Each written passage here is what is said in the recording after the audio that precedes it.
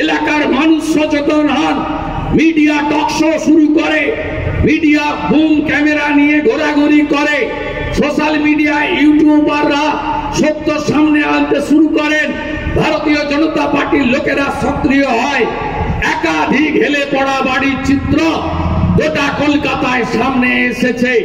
আমরা বিজেপি প্রধান বিরোধী দল, আমরা চুপ করে থাকতে পারি না। 10 তারিখ থেকে যে বিধানসভার অধিবেশন, বিজেপির এমএলএরা এই হেলে পড়া বাড়ির জনক ফিরহাদ হাকিমের গ্রেপ্তার আর মুখ্যমন্ত্রীর জবাব দিয়েছে বিধানসভা উত্তাল করবে। এবং মাধ্যমিক পরীক্ষার আগে কলকাতা উত্তর দক্ষিণ যাদবপুর সাংগঠনিক জেলা ভারতীয় জনতা পার্টি বড় কর্মসূচি নিচ্ছে। কর্পোরেশনের জন্য অনুমত দিন আর নাই দিন আমরা কর্মসূচি নেব, আমরা মানুষকে নিয়ে রাস্তায় নামবো। আজকের এই কর্মসূচিতে আমাদের প্রধান দাবি যে রুরকির মতো আইআইটি কে দিয়ে কলকাতার সব বাড়ি অডিট করানো হোক। রুরকির মতো যে নামী সমস্ত আইআইটি আছে তাদের দিয়ে বা রাইটসের মতো ইন্টারন্যাশনাল সংগঠনকে দিয়ে কলকাতার সমস্ত বাড়ি অডিট এবং সয়েল টেস্টিং করানো হোক। এটা আমাদের বিজেপির প্রধান দাবি। দ্বিতীয় দাবি, কলকাতাতে বিশেষ করে বিধাননগর বা অন্যান্য জায়গায় হাউসিং ডিপার্টমেন্টে শয়ে হাজারে হাজারে ফ্ল্যাট আছে। কারা আছেন ওখানে? তৃণমূলের ব্লকের নেতা, জেলার নেতা, প্রাক্তন এমএলএ, বর্তমান এমপি, প্রাক্তন এমপি, অন্তত 300 তৃণমূল নেতাকে ফিরহাদ হাকিমরা ফ্ল্যাট দিয়ে রেখেছেন। আমরা দাবি করছি এদেরকে ঘাড় ধাক্কা দিয়ে আপনারা বের করে যে সমস্ত হেলে পড়া বাড়ির বাসিন্দা আছেন আগে তাদেরকে সরকারি ফ্ল্যাট দিবেন, তারপরে ওদেরকে বাড়ি ভাঙার কথা বলবেন।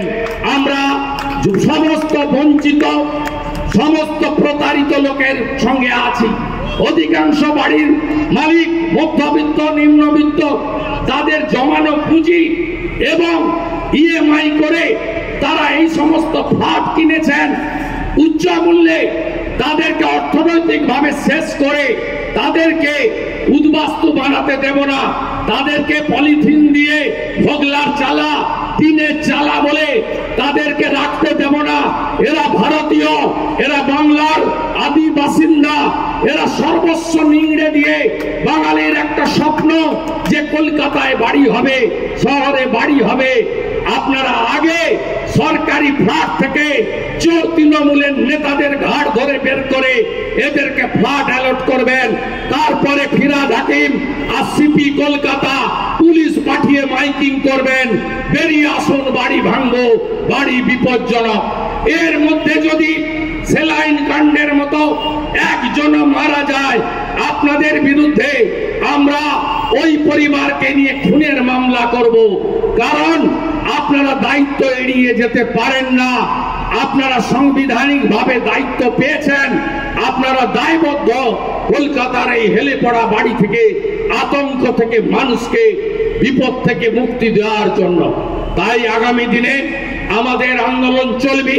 আগামী কাল থেকে 2-3 দিন সরস্বতী পুজোর আলাদা পরিবেশ হবে। সরস্বতী পুজো আমাদের শুধু হিন্দুদের ধর্মীয় উৎসব নয়।